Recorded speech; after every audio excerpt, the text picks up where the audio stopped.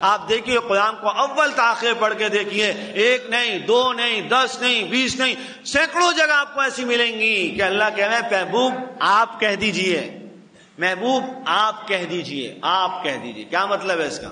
قرآن تو اللہ کا ہے، محبوب سے کیوں کہلوا رہے ہیں؟ جبرائیل کو بھیجا ہے، جا کے سنا کے آ جاؤ، بس سیدھی سیدھی بات کہہ دیتے ہیں۔ کیوں کہا محبوب آپ کہہ دیجئے؟ قل یا ایھا الکافرون، محبوب آپ کہیے یا ایھا الکافرون لا اعبد ما تعبدون، محبوب آپ کہیے هو اللہ احد، وہ اللہ ایک ہے، وہ اللہ۔ محبوب سے کہتے مولانا آپ ہیں، آپ ان لوگوں کے لیے آپ ہیں، آپ کہیے ان لوگوں کو۔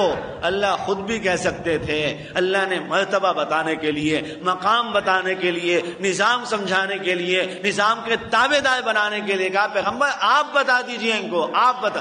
آپ دیکھیں قرآن کریم میں پڑھیں، جگہ جگہ اور کتنی جگہ ایسی بھی ہیں جہاں کا پیغمبر آپ بتا دیں، بس آپ کا کام ختم، آپ کا کام ختم، آپ بتا دیں، اس کے بعد ہم جانیں یہ جانیں۔ نہیں مانتے نا، چھوڑ دیں، آپ کا کام ہے بتانا، صرف آپ بتا دیں، آپ بتا دیں۔